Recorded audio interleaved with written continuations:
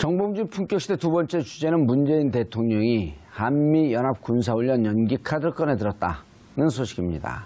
함께 하실 두 분 모시겠습니다. 김준영 한동대 국제정치학과 교수 자리하셨습니다. 예. 차재원 부산가톨릭대 교수 자리하셨습니다. 안녕하세요. 예.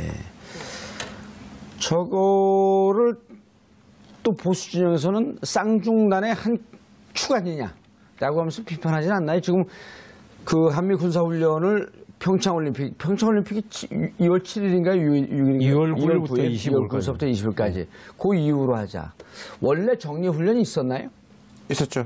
네, 보통 2월 말 3월인데요. 예. 사실상 앞에 키 리저브 독수리 훈련 얘기하시는 건가요? 예. 그건 3월 말 4월 초 아니에요? 보통 3월에 3월에 예. 많이 걸쳐져 있죠.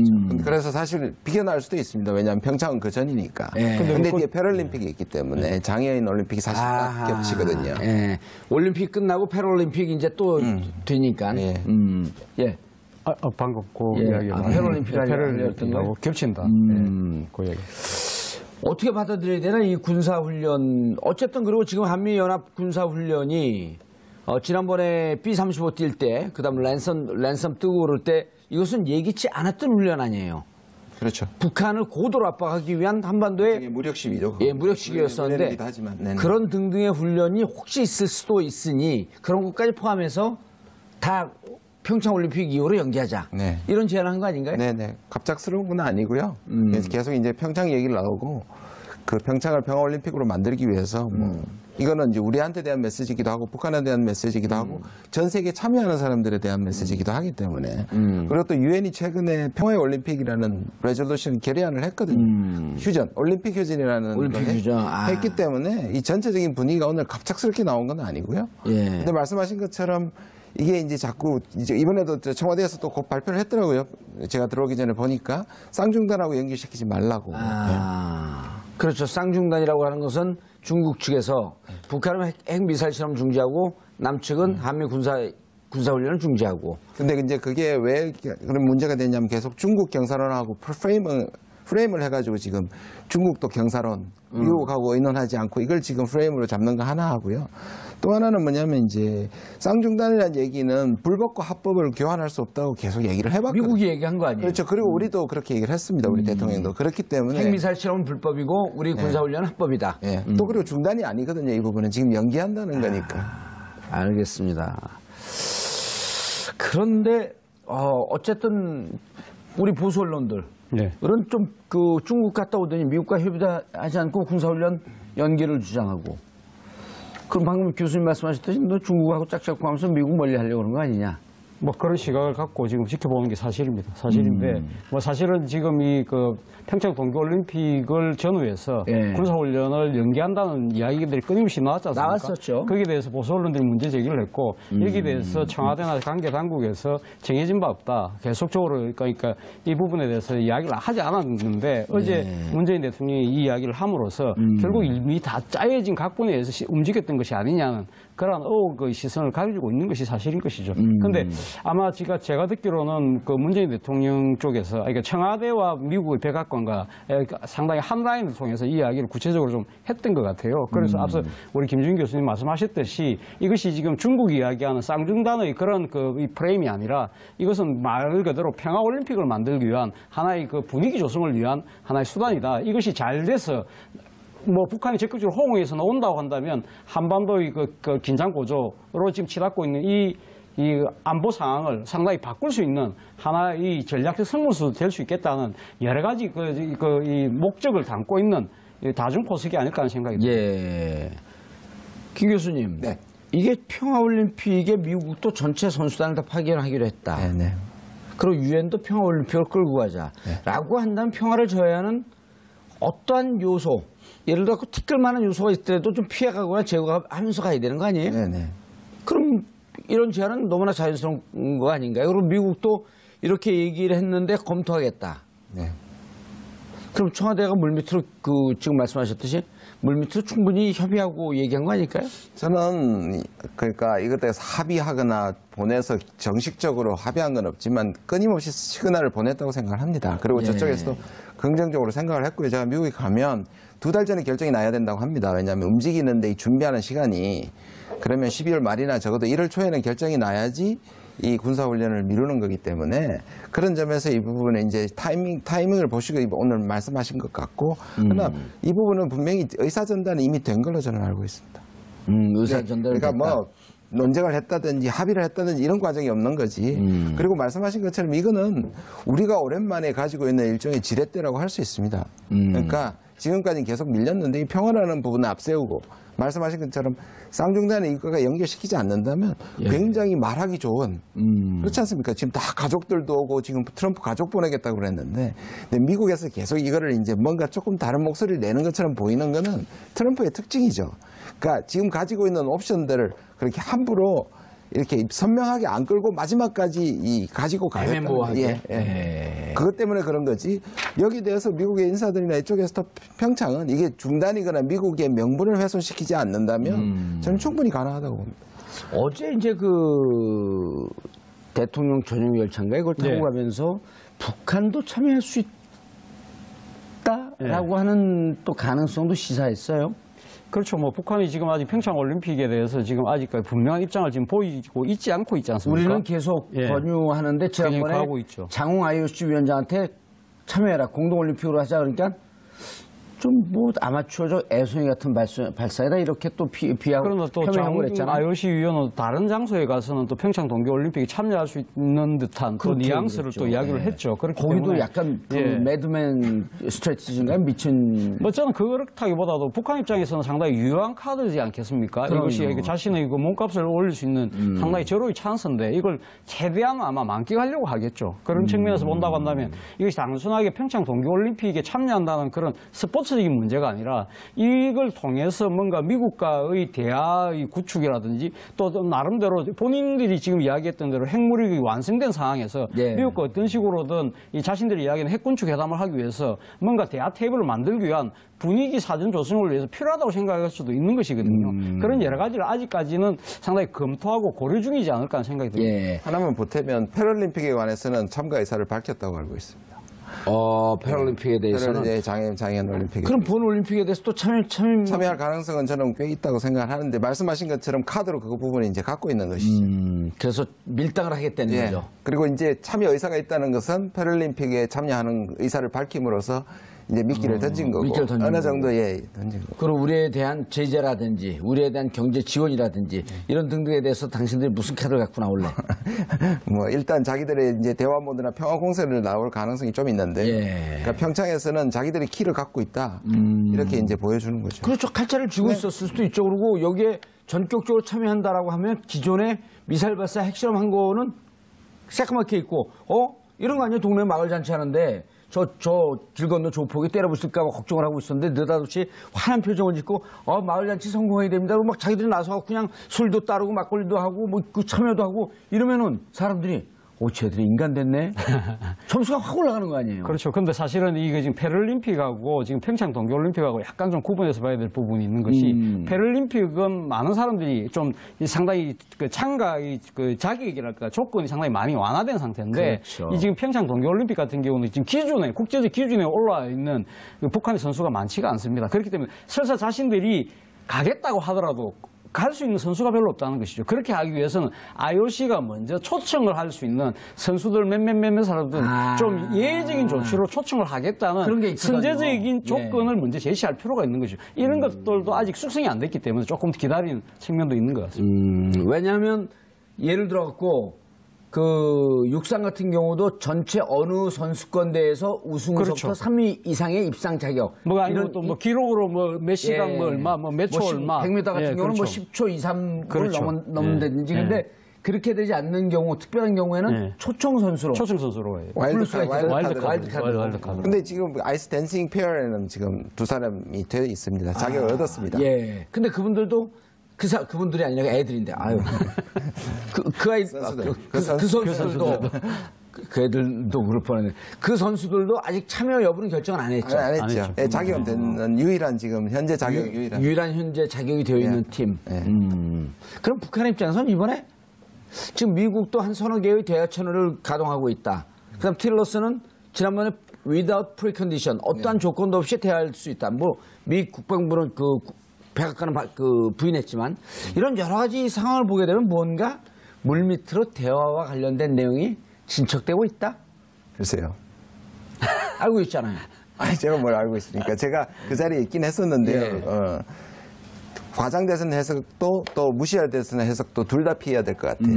일단 without condition이란 말을 그 고위직에서 말한 그 조건이란 말을 한 게 처음이에요. 그러니까 대화할 수 있다, 햄버거 먹을 수 있다, 뭐 대화 채널 있다 했지만 무조건이란 말은 조건 없이란 말은 처음으로 without 사용해요. condition이었어요? without precondition이었어요? without condition이었어요. without condition. 예, 그래서 근데 이제 그다음에 이제 나름의 소신이 있고요. 근데 너무 과장하지 말아야 되는 게 이게 그냥 탐색적 대화지. 잽을 한번 탁 날려봤다. 그러니까 아니 처음에 만나서 어떤 대화를 해볼까 한번 그냥 한번 볼까 이런 거니까 너무 예. 그렇게 큰 의견. 그리고 또 하나는 지금 이제 그 이제 경질설이 나오고 있지 않습니까? 틸러슨. 틸러슨이 예. 경질설이 나오고 있는데 제가 가서 보니까 이제 제일 유력한 설은 빨리 자르고 싶었는데 가장 존경받는 매티스가 예. 나가면 자기도 같이 나가겠다고 이렇게 이 사람이 필요하다 우리한테. 국방장관이. 예, 국방장관이. 그래서 지금 남아있다는 설이 가장 강한 설이고요. 매티스가 그런 거네요. 틸러슨 자르고 나도 나갈 테니까 네 혼자 대통령해. 그러니까 만약 이제 그 카드가 지금 말씀하신 예. 것처럼 둘 다 내보낼 수 있죠. 그렇게 되면 이제 폼피아라든지 더 강경파들이 이제 다시 들어올 수 있죠. 매티스도 미 해병대 사령관 출신 아니에요? 근데 그 사람들은 이 사람은 굉장히 존경받는 이유가 뭐냐. 군부라서 기본적으로 이제 미국, 중국이나 러시아에 대해서는 강경하지만 전쟁을 겪어봤기 때문에 전략가들이거든요. 함부로 저렇게 전쟁 옵션을 얘기하는 거에 대해서는 동의하지 않죠. 뭐 지금은 없어졌지만 방위들이 더 전쟁한다고 말씀은 똑같은 거죠. 방위 출신들을 표명한 건가요? 방위 출신이시죠? 아니, 저는 방위 아니고 저는 육군 병장 출신이에요. 예. 근데 오늘 그 지금 미국의 일부 반응이 나왔습니다. 틸러슨 국무장관이 지금 캐나다에서 그 캐나다 외교장관하고 그 회담하고 난 뒤에 기자들이 물었습니다. 이 지금 그 문재인 대통령이 제안한 이 지금 그 한미 연합 군사 훈련의 그 연기에 대해서 물어보니까 이런 이야기를 했습니다. 나는 그런 아는 것이 없다. 그리고 그 지금 훈련은 예정된 일정에 따라 할 것이다. 변경된 계획을 알지 못한다고 이야기를 했습니다. 그래서 이것이 과연 그러니까 지금 아마 이 청와대와 백악관 라인으로 지금 이렇게 이야기가 돼 있기 때문에 아직까지 국무부가 이 부분에 대해서 정확히 검토를 안 했는지 아니면 지금 미국의 공식적인 입장을 정하기 전에 일종의 블리핑인지는 모르겠습니다만 근데 또 틸러슨 국무장관이 이야기도 했습니다. 백악관은 남북 간의 대화를 지지한다는 이야기를 했다고 합니다. 그렇기 때문에 좀 약간 좀 믹싱, 그러니까 좀 이 메시지가 조금 이렇게 혼합되어 있는 것이긴 어떻게 한데 보세요, 이것은? 일단 미국 입장에서는 아직까지는 완전하게 결정은 안 하고 지금 숙고 중이지 않을까 하는 생각이 듭니다. 네. 그게 결국 명분찾기 같아요. 이제 이걸 하게 될 경우 지금 북한의 어떤 지금 왜냐하면 도발을 해놓고 지금 저게 아직 안 됐단 말이에요. 그 화성 15에 대한 유엔 제재안이 지금 미국과 러시아하고 중국의 그것 때문에 수위 조절 때문에 지금 안 됐단 말이에요. 근데 이 순간에 북한에 대한 메시지를 결석 잡아버리면 이 제재 부분은 결국 이 제재가 나오고 나서 아마 조금 더 미국은 받아들이는데 시간이 좀 필요할 것 같고요. 거꾸로 생각하면 한국이 이 문을 열어줬기 때문에 오히려 미국으로서는 부담이 적어질 수 있다고 저는 생각합니다. 아, 그러네요. 그러니까 화성 15호에 대해서 유엔 제재 결의안이 안 나왔습니다. 어느 정도 수위로 할지가 결정이 되지 않았는데 느닷없이 대화 유화 제스처를 받아들인다. 그렇게 되면 15호용에 관련한 제재는 더 이상 갈 수가 없는. 뭐 갈 수도 있지만 훨씬 더 그거 떨어지죠. 그러면은 기존에 제재한 것보다도 수위가 높지 않다고 한다면 별 의미도 없는 거고. 근데 이제 그 수위가 또 쪽이 곤란한 점은 뭐냐면 너무 높이 넣으면 또 예. 북한이 이 부분에 대해서 또 이걸 가지고 또 금방 또 평창 문제를 수용하기가 쉽지 않죠. 복잡 미묘하네. 복잡한 방정식을 풀어야 되네요. 자, 그런데 미국이 새 안보 전략을 보고서에서 새 안보 전략을 들고 나왔다? 그거 좀 간단히 소개를 좀 해주시죠. 예, 뭐 제가 예. 제가 아까 이게 이제 NSS라는 건데요. 미국의 이제 아주 중요한 국방 전략, 이게 소위 말하는 안보 전략입니다. 이거는 예, 안보가 더 큰 개념이나 National Security Strategy라 그래가지고 예. 매년 의회에 보고하는 거거든요. 예. 근데 이번 특징은 원래 이거 조용히 그냥 문서로 보고하는 건데 여기에 또 주인공이 되고 싶었나 봐요. 아, 트럼프가 이걸 또 그걸 얘기했고 말하는 중에 여기랑 약간 모순되는 얘기도 막 하고요. 우리 관종 아저씨 참 큰일이에요. 그래서 이거를 이제 한 건데요. 그래도 이 부분은 저는 이제 두 가지로 봅니다. 일단 아메리카 퍼스트라는 걸 충분히 반영을 했고요. 이 전략가들이 짜는 거니까. 그러니까 이게 이제 미국의 이제 1년간 또 앞으로의 그걸 가늠하는 건데요. 여기서 우선주의와 이제 또 힘을 통한 평화 이런 몇 가지 중요한 테마들은 살렸는데 이제 뭐 중국에 대한 문제라든지 러시아에 대한 문제라든지 북한에 대한 문제 이런 것들은 상당히 군부 입김이 간 것 같고요. 이거와 이제 더불어 가지고 얼마 전에 이제 통과한 2010년, 2017년, 18년 국방 예산이 있습니다. 이 국방 예산을 대폭 늘렸거든요. 시퀘스트라고 아시죠? 시퀘스트라. 예. 그리고 오바마 때 향후 10년간 국방비를 늘리지 않는다는 걸 딱 명시해놨는데 그게 이제 깨졌습니다. 사실상. 그러니까 이게 이제 같은 움직임으로 볼 수 있어요. 예. 군비 확장입니다. 네. 군비 확장. 그다음에 보다 그 강력한 힘에 의한 평화. 예, 지금 어제 지금 트럼프 행정부가 내놓은 이 뭡니까 이 새 안보 전략은 예, 어떻게 보면 NSS, National Security Strategy. 예. 이것은 뭐 1987년도부터 이제 시작이 됐는데 당시 그때가 레이건 행정부 때지 않습니까? 레이건 행정부 때의 이 지금 일종의 악의 제국으로 소련을 당시 구소련을 그렇게 규정을 하고 나서 상당히 스타워즈라든지 아주 그 군부 경쟁을 통해서 결국은 그 소련이라는 이 공산 세력을 허물어뜨린 그런 나름대로 이건 패러다임을 그대로 지금 차용하고 있는 것이 아닌가 하는 생각이 듭니다. 그렇기 때문에 어떻게 보면 지금 이 완전히 지금 붕괴됐던 이 냉전 구조를 다시 좀 되살리는 듯한 신냉전 구조를 다시 만들려는 듯한 그 좀 시대착오적인 행태가 아니냐는 것이 중국과 러시아의 지금 강력한 반발이고요. 무엇보다도 지금 지금 또 하나의 이 미국의 적으로 지금 규정하고 있는 북한이 과연 여기에 대해서 어떻게 대응할 것이냐는 부분인데요. 지금 뭐 앞서도 뭐 말씀하셨지만 아메리카 퍼스트라는 거, 미국 우선주의를 통해서 지금 북한에 대한 위협을 상당히 임박한 위협으로 지금 느끼고 있다는 겁니다. 그거에 대해서는 어떻게 대응할 것이냐.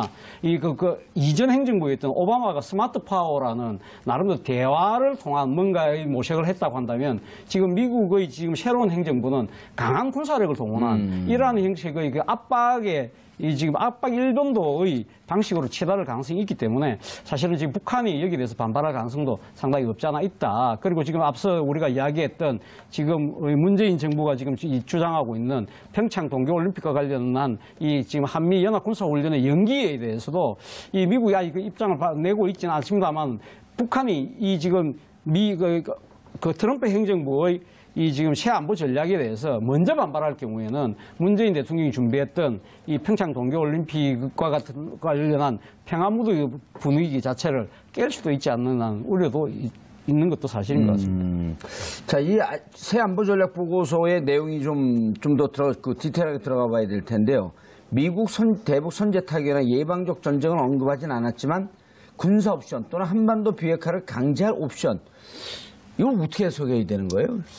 이게 이제 좀 아까 우리 차 교수님 말씀하셨는데 그냥 앉아서 소극적으로 이 문제 해결하지 않겠다 이런 뜻 아닌가요? 네, 그렇죠. 그런데 이제 선제 공격을 왜 그러면 이렇게 전체적으로 강한 톤인데 왜 선제 공격을 차라리 명시를 안 했을까 하는 거는요. 이게 이제 안보 전략이거든요. 그다음 여기에 기초해가지고 국방 전략이라는 게 나옵니다. National Military Strategy (NMS라는 게 나옵니다. NMS. 여기에서는 이제 이게 이제 너무 규정해버리면 밑에 이 국방 전략을 좁히는 결과가 되기 때문에 사실 제가 보기에는 너무 이걸 뭐 안심하거나 이게 특별한 의미가 있다기보다는 좀 더 광범위한 걸 하기 때문에 옵션이라는 측면에서 둔 것 같고요. 근데 지금 말씀하신 것처럼 강력한 압박에 의해서 해결하겠다. 그냥 두지 않겠다. 그러니까 그거를 이제 선제 공격과 연결시키기보다는 미국이 강한 전체적인 그 주류 톤은 이제 강경책이고요. 예. 거기에 대한 구체적인 거는 아직 이 NSS에서는 안 담긴 걸로 저는 생각합니다. 예. 근데 이제 이 안보 전략 이 안보 전략 보고서나 이런 게 왜 중요하냐면 2002년도 조지 부시 대통령이 국가 안보 전략 보고서에서 선제 타격의 정당성을 강조하고 6개월 뒤에 이라크전이 일어났단 말이에요. 그렇죠. 근데 지금 사실은 지금 그때 그 당시의 상황과 지금 현 상황을 바로 단도직입적으로 이렇게 비교하는 건 조금 무리가 아닐까 하는 생각입니다. 사실 이라크라는 부분이 당시는 그때 후세인 대통령이 대량殺傷 무기를 갖고 있었다고 하지만 거기에 대해서 이라크를 침공한다고 하더라도 이라크의 반발에 의해서 지금 벌어질 수 있는 여러 가지 이 희생 가능성, 예. 피해 가능성 자체가 상당히 미미했거든요. 그것도 결국은 이라크 내로 축소될 수밖에 없었다고 한다면 사실 뭐 지금 북한이 핵무기를 개발하기도 전에 94년도에 이 영변 폭격설이 나왔을 때도 결국은 미국이 중단했던 이유가 만약에 그렇게 했을 경우 남한 내에서 피해만 하더라도 저 500만 명의 피해가 난다는 그런 우려를 때문에 못했던 거 아닙니까? 그렇다고 한다면 지금 핵무기를 한 20개나, 핵폭탄 한 20개나 갖고 있다고 지금 추정되는 북한에 대해서 섣부른 행동을 할 수는 없다는 것이죠. 그런 측면에서 본다고 한다면 일종의 저는 뭐 결국은 미국이 이야기하고 있는, 트럼프 대통령이 이야기하고 있는 미국의 그 힘을 통한 뭐 이런 과시, 이러한 것이지 결국은 이것을 통해서 지금 뭐 미국이 북한에 대한 선제 공격을 먼저 하겠다. 그 보기에는 조금 좀 이런 것이 아닌가 하는 생각이 듭니다. 알겠습니다. 그리고 아메리카 퍼스트. 그리고 미국의 역대 정부들을 비판했어요. 미국이 국익을 보호하는데 소홀했다면서 아메리칸 퍼스트를 강조했는데 보호무역주의로 이미 국제사회에서 이제 뭐 예루살렘권도 있고 완전 고립주의란 말이에요. 네네. 그런데 또 아메리칸 퍼스트를 하면서 초강경. 그럼 국제사회에서 고립이나 뭐 이런 걸 신경 안 쓰겠다는 얘기인데. 신경 안 쓰겠다는 겁니다. 보시면 굉장히 중요한 부분이 뭐냐면 이 NSS라면 대외 정책이지 않습니까? 안보 정책인데 굉장히 국내적 성격을 갖고 있습니다. 그런 것 같더라고요. 국경을 보호한다. 그죠? 그다음 이민 같은 거 함부로 안 받아들이겠다는 게 다 들어가 있고요. 그러니까 국경 관리를 한다는 것이고 또 하나 중요한 게 경제와 연결시키는 겁니다. 미국의 힘과 그러니까 미국의 힘을 과시하면서 경제가 미국한테 불리할 때는 이 힘의 과시를 통해서 상당한 압박을 하겠다는 거거든요. 그러니까 무기를 들고 경제 부분에서 자기 이익을 챙기겠다는 거는 이 부분이 상당히 중요하죠. 제가 그 틸러슨만 여기서 부각이 됐는데요. 틸러슨 직전에 윌버 로스라고 상무장관이 연설을 했는데요. 제가 깜짝 놀랐어요. 오히려 틸러슨보다 훨씬 더 의미가 더 있다고 생각하는데요. 이번에 예, 1시간 차이로 윌버 로스가 하고 윌버 로스는 지금 뭐라고? 상무장관입니다. 상무장관. 예, 예. 우리나라로 따지면 산업부 장관. 산업부 장관이죠. 그러니까 무역을 관장하는 거죠. 예. 근데 여기에서 한국의 자동차와 FTA에 대해서 얼마나 우리 한국 대표단이 있는 앞에서 그냥 이 맹공을 하는지요. 그러니까 이게 지금 여기에 톤과 또 닮아 있는 겁니다. 그러니까 어떻게 생각하면 힘을 과시하면서 내 말 들으라고 얘기하는 아주 과거에는 적어도 미국이 위선적이라도 품격 시대잖아요. 품격이 있었는데 이제는 그런 품격을 버리고 무조건 이익만 찾겠다는 겁니다. 아니 동북아시아 순방에서도 예, 무기만 팔았죠. 트럼프가 무기만 팔고 갔잖아요. 그러니까 이제 뭐 김종인 교수가 말씀하셨나요? 누군가가 미국 갔더니 그 우방과의 관계 이런 걸 중요시하는 사람들이 너 그거 다니면서 우방들 삥 뜯는 게 지금은 행복하고 좋을지 모르지만 예, 제가 말하고 나중에 이게 위험해진다. 위험해진다. 장기적으로는 왜냐하면 장기적으로 우방과의 관계가 끊기기 때문에 이게 대단히 위험해지고 특히 우리나라 같은 경우는 이제 보수진에서 비판도 하긴 하지만 이번에 중국 같은 경우가 사드 때문에 내치니까 한미일 쪽으로 가는 게 이러면 안 되겠다 싶어서 급격하게 그 사드 봉인론으로 회귀했다라고 하는 그런 주장들도 있거든요. 네네. 아니 한국이 중국을 접경하는 지역에서 급격하게 중국 쪽으로 선언한든지 이러면은 미국으로서는 큰 손실일 거 아니에요 또. 예, 저걸 길게 생각해야 되는데 적어도 근데 그 말을 하는 사람들이 일단 보이스가 작고요. 예. 또 하나는 적어도 지금 미국 전체적으로 여기에 대해 동조하는 사람들이 굉장히 강하게 동조하는 사람들이 많기 때문에 그 뒤에 숨어서 확실하게 목소리를 못 내는 것 같습니다. 그러니까 당분간은 이런 일종의 공세와 압박을 우리가 견뎌야 될 상황인 것 같습니다. 예, 알겠습니다. 이번에 나온 신안보 전략 구상 이게 지금 이제 어찌 보면 세계를 주도하고 있는 경찰 국가로서의 미국 좀 더 강경한 외교 전략으로 나가겠다, 군사 전략으로 나가겠다. 오바마 때와 좀 비교해 볼 필요가 있을 것 같은데요.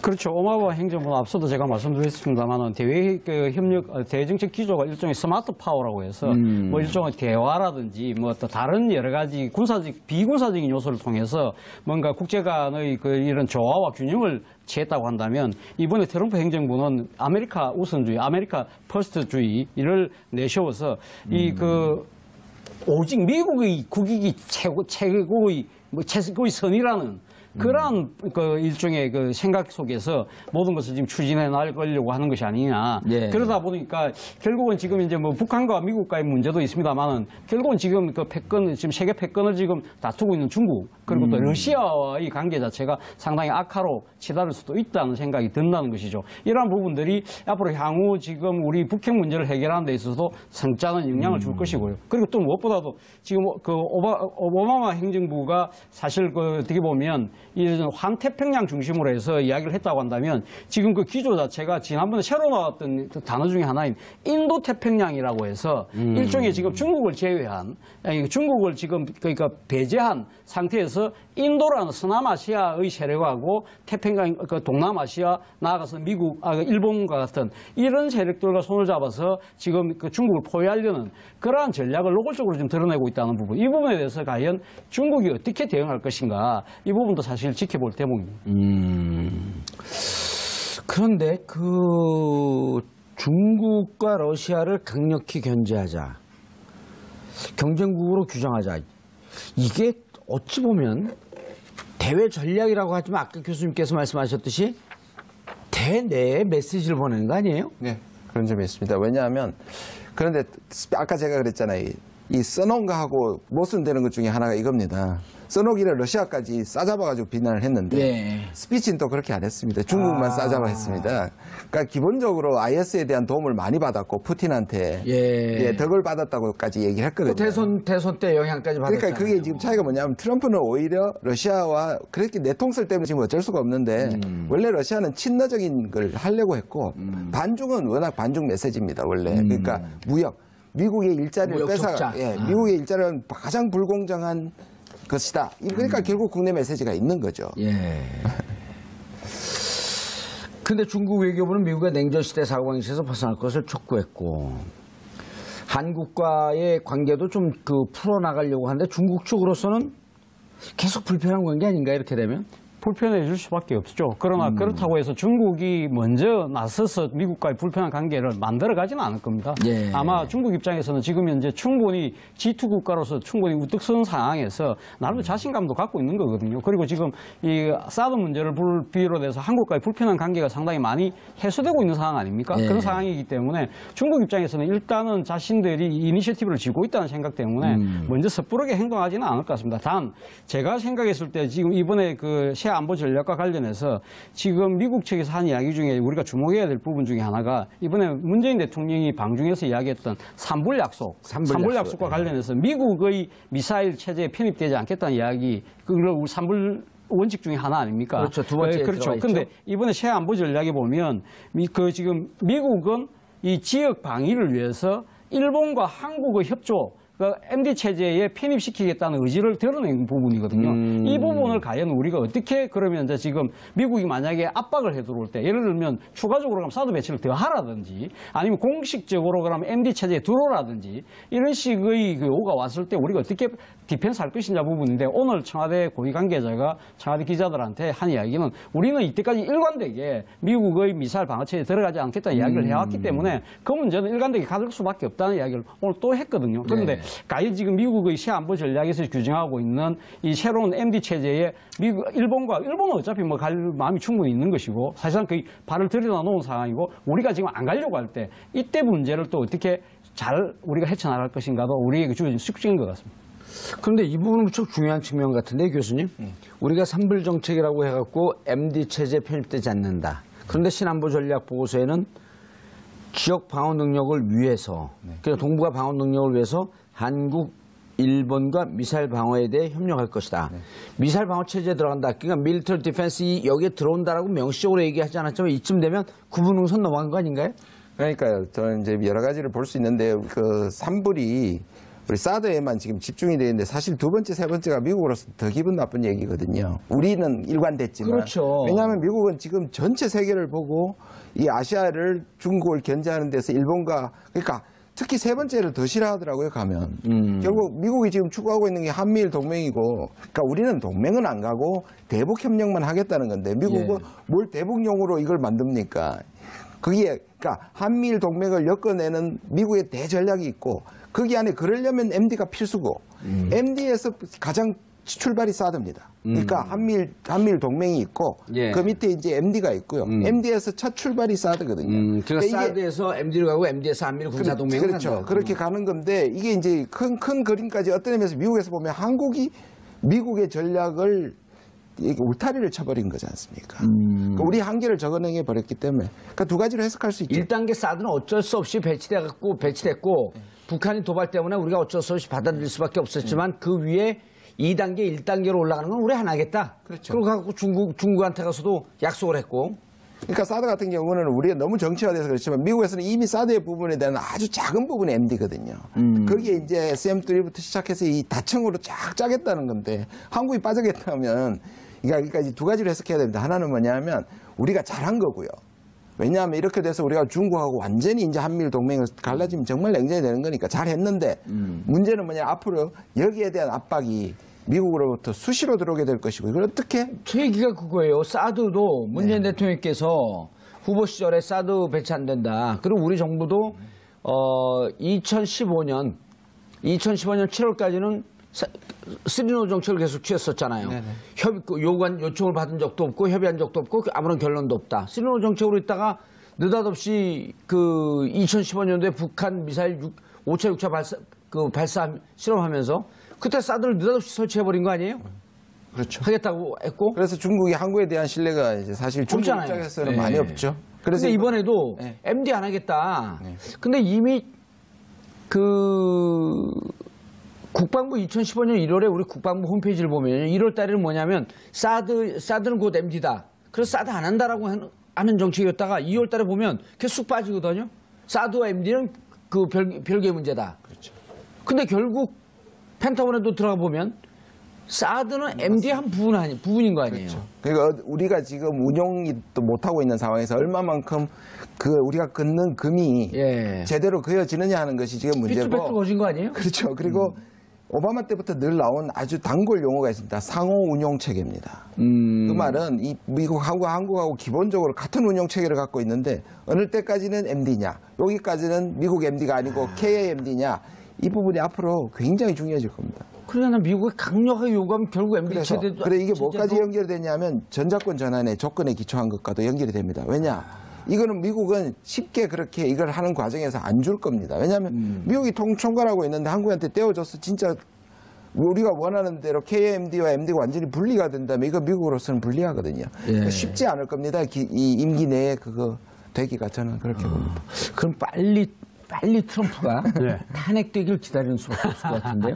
저는 뭐 미국이 오늘 어제 그 새 안보 전략을 내세웠습니다만은 저는 뭐 내년 11일로 이제 예정돼 있는 중간선거에서 아마 그러네요. 이 지금 이 민주당이 다수당이 될 가능성이 저는 점점 커지고 있다고 보거든요. 이번에 이런 부분들도 뉴욕 선거인가 어디에서 참패했죠? 그렇죠. 알라바마야 상원 그 보궐선거에서 그 지금 그 민주당 후보가 됐지 않습니까? 물론 뭐 공화당 후보가 뭐 성추문과 관련된 여러 가지 약점이 있었음에도 불구하고 그런데도 또 트럼프가 또 강력하게 지지하는 바람에 지지했었잖아요. 상당히 올라갔었는데 결국은 민주당이 이겼거든요. 그런 것들이 불온다고 한다면 11월 중간선거의 결과가 또 우리 또 여러 가지 미국과의 관계를 설정한데도 11월이요? 내년 11월. 11월 무슨 선거가 있대는? 중간선거. 2년마다 한 번씩 그 미국 하원 선거는 2년마다 하지 않습니까? 예. 그러니까 2년마다 하고 그리고 또 3분의 1이 상원은 3분의 1이 바뀌거든요. 아하. 그렇기 때문에 지금 미국은 지금 51대 49로 지금 상원은 지금 공화당이 51이고 예, 51이고 민주당이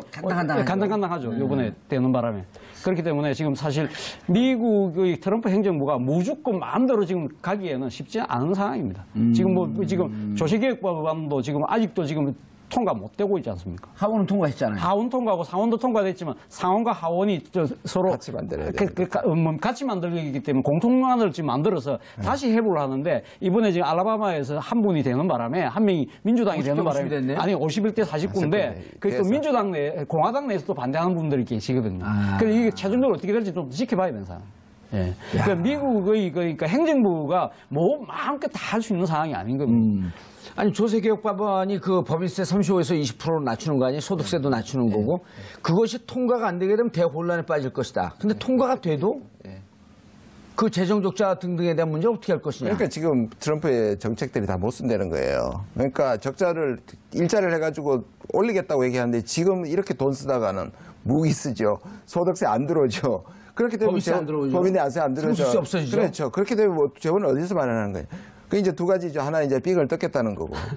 다른 국가에 그렇죠. 이미 우리한테 좀 뜯겼죠. 네. 아니 그 표준 많이 뜯는다는 게. 그렇게 한다는 거죠. 예. 근데 그거는 지금 이 정도의 그 재원을 감당하기에는 그게 쉽지가 않은 거죠.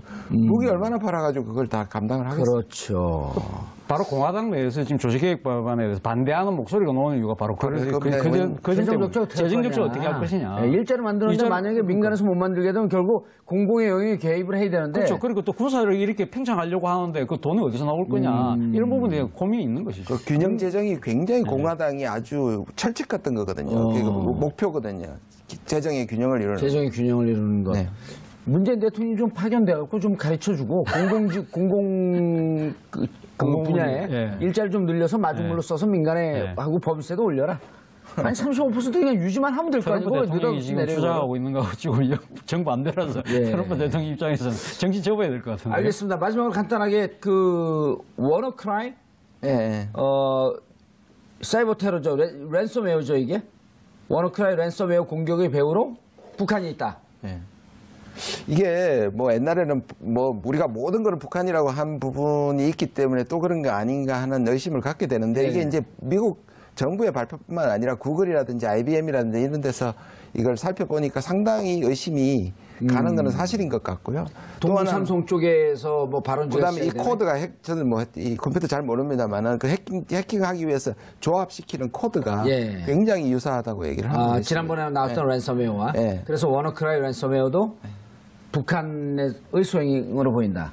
그렇죠. 전국 전 세계 300만 대의 PC가 피해를 받았다는 거예요. 예. 그 중에 가장 크게 타격을 받은 데가 영국이거든요. 영국 NHS라고 예. 영국 건강보건 시스템이라는 거예요. 예. 그 컴퓨터 자체가 완전 내셔널 헬스 시스템이죠. 예. 그것이 망가질 정도 됐으니까. 근데 영국에서도 이번에 이제 북한의 소행이라 인정을 했고, 뭐 다른 호주나 다른 나라에서도 다 공통적으로 이건 북한인 것 같다고 지금 한 목소리로 이야기를 하는 바람에 여기에 대해서 뭐 단지 미국이 북한을 지금 뭔가 좀 해보려고 하는 그런 차원은 아닌 것 같아요. 이건 북한의 소행인 것이 분명한 것 거의 분명한 것 바로 같아요. 그 차원에서 봤을 때 우리나라가 사이버 사령부의 중요성이 강조되는 측면이 여기서 나오는 거거든요. 근데 사이버 사령부가 정치적으로 악용되는 바람에 제대로 할 일을 안 하고 딴 일을 하는 바람에 과연 이거 막을 수 있을지 그것도 걱정입니다, 사실. 그렇죠. 사이버 사령부가 2010년대에 창설될 때도 네. 북한의 사이버 공격이 대폭 늘어나면서 대비책을 세우자 그렇죠. 한 거거든요. 바로 이런 거 막으려고 지금 사이버 사령부 만든 거 아닙니까? 이게 결국 넉대 소년이거든요. 이거 예. 지금 사실 이거 수십억 달러잖아요. 이 랜섬웨어 풀기 위해서 예. 이제 지불하는 수십억 달러, 그렇죠. 수십억 달러죠. 북한을 지금 제재한다 그랬는데 만약 수십억 달러의 자금이 들어가 버리면 이게 지금 사이버가 정말로 강화돼야 되는 부분인데 그리고 이때까지 모든 걸 북한 탓으로 했다가 이번엔 진짜인데 예. 이 부분에 대한 대비를 못 하게 되는 거죠. 알겠습니다. 결론적으로 다시 돌아왔고 한미 군사 훈련 연기 제안 네. 의미 있는 제안으로 봐야 되나요? 예, 제일 잘했다고 생각하고요. 이제 일종의 유턴이 됐고 이걸 마지막 기회면서 제일 좋은 기회로 살려야 된다고 생각합니다. 알겠습니다. 10월 20일 수요일 정봉주의 품격시대 마치겠습니다. 알겠습니다. 그런데 어쨌든 우리 보수 언론들 네. 그런 좀 중국 갔다 오더니 미국과 협의도 하지 않고 군사훈련 연기를 주장하고 그럼 방금 교수님 말씀하셨듯이 너 중국하고 짝짝꿍 하면서 미국 멀리 하려고 그런 거 아니냐? 뭐 그런 시각을 갖고 지금 지켜보는 게 사실입니다. 사실인데 뭐 사실은 지금 이 평창 동계올림픽을 전후해서 예. 군사훈련을 연기한다는 이야기들이 끊임없이 나왔지 않습니까? 나왔었죠. 거기에 대해서 보수 언론들이 문제 제기를 했고 여기에 대해서 청와대나 관계 당국에서 정해진 바 없다. 계속적으로 그러니까 이 부분에 대해서 이야기를 하지 않았는데 어제 문재인 대통령이 이 이야기를 함으로써 결국 이미 다 짜여진 각본에 의해서 움직였던 것이 아니냐는 그런 의혹의 시선을 가지고 있는 것이 사실인 것이죠. 그런데 아마 제가 듣기로는 그 문재인 대통령 쪽에서 그러니까 청와대와 미국의 백악관과 상당히 한 라인을 통해서 이 이야기를 구체적으로 좀 했던 것 같아요. 그래서 앞서 우리 김준일 교수님 말씀하셨듯이 이것이 지금 중국이 이야기하는 쌍중단의 그런 이 프레임이 아니라 이것은 말 그대로 평화올림픽을 만들기 위한 하나의 그 분위기 조성을 위한 하나의 수단이다. 이것이 잘 돼서 뭐 북한이 적극적으로 호응해서 나온다고 한다면 한반도의 그 긴장 고조로 지금 치닫고 있는 이 안보 상황을 상당히 바꿀 수 있는 하나의 전략적 승부수도 될 수 있겠다는 여러 가지 이 목적을 담고 있는 다중 포석이 아닐까 하는 생각이 듭니다. 예. 김 교수님. 네. 이게 평화올림픽에 미국도 전체 선수단을 다 파견하기로 했다. 네. 그리고 유엔도 평화올림픽을 끌고 가자. 라고 한다면 평화를 저해하는 어떠한 요소, 예를 들어 티끌 만한 요소가 있더라도 좀 피해가거나 제거하면서 가야 되는 거 아니에요? 네네. 그럼 이런 제안은 너무나 자연스러운 거 아닌가요? 그럼 미국도 이렇게 얘기를 했는데 검토하겠다. 네. 그럼 청와대가 물밑으로 지금 말씀하셨듯이 물밑으로 충분히 협의하고 얘기한 거 아닐까요? 저는 그러니까 이것 대해서 합의하거나 보내서 정식적으로 합의한 건 없지만 끊임없이 시그널을 보냈다고 생각을 합니다. 그리고 저쪽에서도 긍정적으로 생각을 했고요. 제가 미국에 가면 2달 전에 결정이 나야 된다고 합니다. 왜냐하면 움직이는데 이 준비하는 시간이 그러면 12월 말이나 적어도 1월 초에는 결정이 나야지 이 군사훈련을 미루는 거기 때문에 그런 점에서 이 부분에 이제 타이밍을 보시고 오늘 말씀하신 것 같고 그러나 이 부분은 분명히 의사전달은 이미 된 걸로 저는 알고 있습니다. 의사전달을 그러니까 뭐 논쟁을 했다든지 합의를 했다든지 이런 과정이 없는 거지. 그리고 말씀하신 것처럼 이거는 우리가 오랜만에 가지고 있는 일종의 지렛대라고 할 수 있습니다. 그러니까 지금까지 계속 밀렸는데 이 평화라는 부분을 앞세우고 말씀하신 것처럼 쌍중단의 이거가 연결시키지 않는다면 굉장히 말하기 좋은 그래서 지금 남아있다는 설이 가장 강한 설이고요. 매티스가 그런 거네요. 틸러슨 자르고 나도 나갈 테니까 네 혼자 대통령해. 그러니까 만약 이제 그 카드가 지금 말씀하신 것처럼 둘 다 내보낼 수 있죠. 그렇게 되면 이제 폼피아라든지 더 강경파들이 이제 다시 들어올 수 있죠. 매티스도 미 해병대 사령관 출신 아니에요? 근데 그 사람들은 이 사람은 굉장히 존경받는 이유가 뭐냐 군부라서 기본적으로 이제 미국, 중국이나 러시아에 대해서는 강경하지만 전쟁을 겪어봤기 때문에 전략가들이거든요. 함부로 저렇게 전쟁 옵션을 얘기하는 거에 대해서는 동의하지 않죠. 뭐 지금은 없어졌지만 방위들이 더 전쟁한다고 말씀은 똑같은 거죠. 방위 출신들을 표명한 건가요? 방위 출신이시죠? 아니 저는 방위 아니고 저는 육군병장 출신이에요. 예. 그런데 오늘 그 미국의 일부 반응이 나왔습니다. 틸러슨 국무장관이 지금 캐나다에서 그 캐나다 외교장관하고 그 회담하고 난 뒤에 기자들이 물었습니다. 그 문재인 대통령이 제안한 이 지금 그 한미 연합 군사 훈련의 그 연기에 대해서 물어보니까 이런 이야기를 했습니다. 나는 더 아는 것이 없다. 그리고 그 지금 훈련은 예정된 일정에 따라 할 것이다. 변경된 계획을 알지 못한다고 이야기를 했습니다. 그래서 이것이 과연 그러니까 지금 아마 이 청와대와 백악관 라인으로 지금 이야기가 됐기 때문에 아직까지 국무부가 이 부분에 대해서 정확하게 검토를 안 했는지 아니면 지금 미국의 공식적인 입장을 정하기 전에 일종의 블리핑인지는 모르겠습니다만 근데 또 틸러슨 국무장관이 이야기도 했습니다. 백악관은 남북 간의 대화를 지지한다는 이야기를 했다고 합니다. 그렇기 때문에 좀 약간 좀 믹싱, 그러니까 좀 이 메시지가 조금 이렇게 혼합되어 있는 것인 한데 일단 미국 입장에서 아직까지는 완전하게 결정은 안 하고 지금 숙고 중이지 않을까 하는 생각이 듭니다. 네. 그게 결국 문찾기 같아요. 이걸 하게 될 경우 지금 북한의 어떤 지금 왜냐하면 도발을 해놓고 지금 저게 아직 안 됐단 말이에요. 그 화성 15에 대한 유엔 제재안이 지금 미국, 러시아하고 중국의 그것 때문에 수위 조절 때문에 지금 안 됐단 말이에요. 근데 이 순간에 북한에 대한 메시지를 결석 잡아버리면 이 제재 부분은 결국 이 제재가 나오고 나서 아마 조금 더 미국은 받아들이는데 시간이 좀 필요할 것 같고요. 거꾸로 생각하면 한국이 이 문을 열어줬기 때문에 오히려 미국으로서는 부담이 적어질 수 있다고 저는 생각합니다. 아, 그러네요. 그러니까 화성 15호에 대해서 유엔 제재 결의안이 안 나왔습니다. 어느 정도 수위로 할지가 결정이 되지 않았는데 느닷없이 대화 유화 제스처를 받아들인다. 그렇게 되면 15호에 관련한 제재는 더 이상 갈 수가 없는. 뭐 갈 수도 있지만 훨씬 더 그거 떨어지죠. 그러면은 기존에 제재한 것보다도 수위가 높지 않다고 한다면 별 의미도 없는 거고. 근데 이제 그 수위가 또 쪽이 곤란한 점은 뭐냐면 너무 높이 놓으면 또 북한이 이 부분에 대해서 또 이걸 가지고 또 금방 또 평창 문제를 수용하기가 쉽지 않죠. 정봉주 품격시대 두 번째 주제는 문재인 대통령이 한미연합군사훈련 연기 카드를 꺼내들었다는 소식입니다. 함께 하실 두 분 모시겠습니다. 김준영 한동대 국제정치학과 교수 자리하셨습니다. 예. 차재원 부산가톨릭대 교수 자리하셨습니다. 안녕하세요. 예. 저거를 또 보수 진영에서는 쌍중단의 한 축 아니냐라고 하면서 비판하진 않나요? 지금 그 한미 군사훈련을 평창올림픽이 2월 7일인가요? 2월 9일부터 25일부터 20일까지 그 이후로 하자. 원래 정리훈련이 있었나요? 있었죠. 네, 보통 2월 말 3월인데요. 예. 사실상 앞에 키 리저브 독수리 훈련 얘기하시는 건가요? 예. 그건 3월 말 4월 초 아니에요? 보통 3월에 3월에 많이 걸쳐져 있죠. 그래서 사실 비껴나올 수도 있습니다. 왜냐하면 평창은 그 전이니까. 근데 이제 패럴림픽이 있기 때문에 장애인 올림픽이 사실 딱 겹치거든요. 올림픽 끝나고 패럴림픽 이제 또 되니까. 예. 예. 방금 그 예. 이야기가 패럴림픽 패럴림픽하고 겹친다. 그 이야기.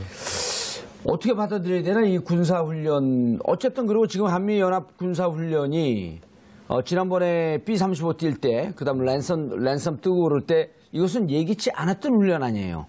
그렇죠. 북한을 고도로 압박하기 위한 한반도의 무력시위죠. 예, 무력시기였었는데 하지만, 네네. 그런 등등의 훈련이 혹시 있을 수도 있으니 그런 것까지 포함해서 다 평창올림픽 이후로 연기하자. 네. 이런 제안을 한 거 아닌가요? 네네. 갑작스러운 건 아니고요. 그래서 계속 이제 평창 얘기를 나오고 그 평창을 평화올림픽으로 만들기 위해서 이거는 이제 우리한테 대한 메시지이기도 하고 북한에 대한 메시지이기도 하고 전 세계 참여하는 사람들에 대한 메시지이기도 하기 때문에 그리고 또 유엔이 최근에 평화의 올림픽이라는 레졸루션 결의안을 했거든요. 휴전, 올림픽 휴전이라는 올림픽 걸 휴전. 했기 때문에 이 전체적인 분위기가 오늘 갑작스럽게 나온 건 아니고요. 예. 근데 말씀하신 것처럼 이게 이제 자꾸 이제 이번에도 청와대에서 또 곧 발표를 했더라고요. 제가 들어오기 전에 보니까 쌍중단하고 연결시키지 말라고. 그렇죠. 쌍중단이라고 하는 것은 중국 측에서 북한은 핵미사일 실험 중지하고 남측은 한미 군사훈련을 중지하고. 근데 이제 그게 왜 그런 문제가 되냐면 계속 중국 경사론하고 프레임을 해가지고 지금 중국도 경사론, 미국하고 의논하지 않고 이걸 지금 프레임으로 잡는 거 하나 하고요. 또 하나는 뭐냐면 이제 쌍중단이라는 얘기는 불법과 합법을 교환할 수 없다고 계속 얘기를 해봤거든요. 미국이 얘기한 거 아니에요? 그렇죠. 그리고 우리도 그렇게 얘기를 했습니다. 우리 대통령도. 그렇기 때문에. 핵미사일 실험은 불법이고 우리 군사훈련은 합법이다. 예. 또 그리고 중단이 아니거든요. 이 부분은 지금 연기한다는 거니까. 네? 점수가 확 올라가는 거 아니에요? 그렇죠. 근데 사실은 이게 지금 패럴림픽하고 지금 평창 동계올림픽하고 약간 좀 구분해서 봐야 될 부분이 있는 것이 패럴림픽은 많은 사람들이 좀 상당히 그 참가의 그 자격이랄까 조건이 상당히 많이 완화된 상태인데 그렇죠. 이 지금 평창 동계올림픽 같은 경우는 지금 기준에 국제적 기준에 올라와 있는 그 북한의 선수가 많지가 않습니다. 그렇기 때문에 설사 자신들이 가겠다고 하더라도 갈 수 있는 선수가 별로 없다는 것이죠. 그렇게 하기 위해서는 IOC가 먼저 초청을 할 수 있는 선수들 몇몇 사람들 좀 예외적인 조치로 초청을 하겠다는 그런 게 있거든요. 선제적인 조건을 먼저 제시할 필요가 있는 것이죠. 이런 것들도 아직 숙성이 안 됐기 때문에 조금 기다리는 측면도 있는 것 같습니다. 왜냐하면 예를 들어갖고 그 육상 같은 경우도 전체 어느 선수권 대회에서 우승으로부터 그렇죠. 3위 이상의 입상 자격. 뭐 아니면 또 뭐 기록으로 뭐 몇 시간 뭐 얼마 뭐 몇 초 얼마 100m 같은 예, 경우는 뭐 그렇죠. 10초 이상을 그렇죠. 넘는다든지. 예. 근데 그렇게 되지 않는 경우, 특별한 경우에는 예. 초청 선수로. 초청 선수로 해요. 와일드카드. 근데 지금 아이스 댄싱 페어에는 지금 두 사람이 되어 있습니다. 자격을 얻었습니다. 예. 근데 그분들도 그분들이 아니라 애들인데, 아유. 그 아이, 선수들. 그 선수들도, 그 애들도 그럴 뻔했네. 그 선수들도 아직 참여 여부는 결정을 안 했죠. 안 했죠. 안 했죠. 예, 자격 되는 유일한 지금 현재 자격 유일한. 유일한 현재 자격이 되어 있는 팀. 예. 그럼 북한 입장에서는 이번에 지금 미국도 한 서너 개의 대화 채널을 가동하고 있다. 그다음 틸러스는 지난번에 without precondition 어떠한 조건도 없이 대화할 수 있다. 뭐 미 국방부는 그 백악관은 부인했지만 이런 여러 가지 상황을 보게 되면 뭔가 물밑으로 대화와 관련된 내용이 진척되고 있다. 글쎄요. 알고 있잖아요. 아니, 제가 뭘 알고 있습니까? 제가 그 자리에 있긴 했었는데요. 예. 과장돼서는 해석도 또 무시할 때서는 해석도 둘 다 피해야 될 것 같아요. 일단 without condition이란 말을 그 고위직에서 말한 그 조건이란 말을 한 게 처음이에요. 그러니까 대화할 수 있다, 햄버거 먹을 수 있다, 뭐 대화 채널 있다 했지만 무조건이란 말은 조건 없이란 말은 처음으로 without 사용해요. condition이었어요? without precondition이었어요? without condition이었어요. without condition. 예, 그래서 근데 이제 그다음에 이제 나름의 소신이 있고요. 근데 너무 과장하지 말아야 되는 게 이게 그냥 탐색적 대화지. 잽을 한번 탁 날려봤다. 그러니까 아니 처음에 만나서 어떤 대화를 해볼까 한번 그냥 한번 볼까 이런 거니까 너무 예. 그렇게 큰 의견. 그리고 또 하나는 지금 이제 그 이제 경질설이 나오고 있지 않습니까? 틸러슨. 예. 경질설이 나오고 있는데 제가 가서 보니까 이제 제일 유력한 설은 빨리 자르고 싶었는데 가장 존경받는 매티스가 예. 나가면 자기도 같이 나가겠다고 이렇게 이 사람이 필요하다 우리한테. 국방장관이. 예, 국방장관이. 그렇지 않습니까? 지금 다 가족들도 오고 지금 트럼프 가족 보내겠다고 그랬는데 근데 미국에서 계속 이거를 이제 뭔가 조금 다른 목소리를 내는 것처럼 보이는 거는 트럼프의 특징이죠. 그러니까 지금 가지고 있는 옵션들을 그렇게 함부로 이렇게 선명하게 안 끌고 마지막까지 가지고 가겠다. 애매모호하게. 예. 그것 때문에 그런 거지. 여기 대해서 미국의 인사들이나 이쪽에서 평창은 이게 중단이거나 미국의 명분을 훼손시키지 않는다면 저는 충분히 가능하다고 봅니다. 어제 이제 대통령 전용 열차인가 이걸 타고 네. 가면서 북한도 참여할 수 있다라고 하는 또 가능성도 시사했어요. 그렇죠. 뭐 북한이 지금 아직 평창 올림픽에 대해서 지금 아직까지 분명한 입장을 지금 보이고 있지 않고 있지 않습니까? 우리는 계속 예. 권유하는데 지난번에 가고 있죠. 장웅 IOC 위원장한테 참여해라 공동올림픽으로 하자 그러니까 좀 뭐 아마추어적 애송이 같은 발사이다 이렇게 또 비하고 그러나 또 표명하고 장웅 그랬잖아요. IOC 위원은 다른 장소에 가서는 또 평창 동계올림픽에 참여할 수 있는 듯한 또 그렇게 뉘앙스를 또 얘기했죠. 이야기를 예. 했죠. 그렇기 거기도 때문에 약간 그 예. 매드맨 스트래티지인가 미친 뭐 저는 그렇다기보다도 북한 입장에서는 상당히 유효한 카드지 않겠습니까? 그럼요. 이것이 자신의 그 몸값을 올릴 수 있는 상당히 절호의 찬스인데 이걸 최대한 아마 만끽하려고 하겠죠. 그런 측면에서 본다고 한다면 이것이 단순하게 평창 동계올림픽에 참여한다는 그런 스포츠적인 문제가 아니라 이걸 통해서 뭔가 미국과의 대화의 구축이라든지 또 나름대로 본인들이 지금 이야기했던 대로 핵무력이 완성된 상황에서 예. 미국과 어떤 식으로든 이 자신들이 이야기하는 핵군축 회담을 하기 위해서 뭔가 대화 테이블을 만들기 위한 분위기 사전 조성을 위해서 필요하다고 생각할 수도 있는 것이거든요. 그런 여러 가지를 아직까지는 상당히 검토하고 고려 중이지 않을까 하는 생각이 듭니다. 예. 하나만 보태면 패럴림픽에 관해서는 참가 의사를 밝혔다고 알고 있습니다. 패럴림픽에 대해서는 장애인 올림픽에 그럼 본 올림픽에 대해서 또 참여할 가능성은 저는 꽤 있다고 생각하는데 말씀하신 것처럼 카드로 그 부분을 이제 갖고 있는 것이죠. 그래서 밀당을 하겠다는 예. 거죠. 그리고 이제 참여 의사가 있다는 것은 패럴림픽에 참여하는 의사를 밝힘으로써 이제 미끼를 던진 거고 미끼를 던진 어느 거고. 정도의 던진 거고. 그리고 우리에 대한 제재라든지 우리에 대한 경제 지원이라든지 이런 등등에 대해서 당신들이 무슨 카드를 갖고 나올래? 뭐 일단 자기들의 이제 대화 모드나 평화 공세를 나올 가능성이 좀 있는데, 예. 그러니까 평창에서는 자기들이 키를 갖고 있다 이렇게 이제 보여주는 거죠. 그렇죠. 칼자를 쥐고 있었을 수도 있죠. 그리고 여기에 전격적으로 참여한다라고 하면 기존에 미사일 발사 핵실험한 거는 새까맣게 있고, 이런 거 아니에요? 동네 마을 잔치하는데 저 길 건너 조폭이 때려부실까 봐 걱정을 하고 있었는데 느닷없이 환한 표정을 짓고 마을 잔치 성공해야 됩니다. 막 자기들이 나서 그냥 술도 따르고 막걸리도 하고 뭐 그 참여도 하고 이러면은 사람들이 쟤들이 인간 됐네.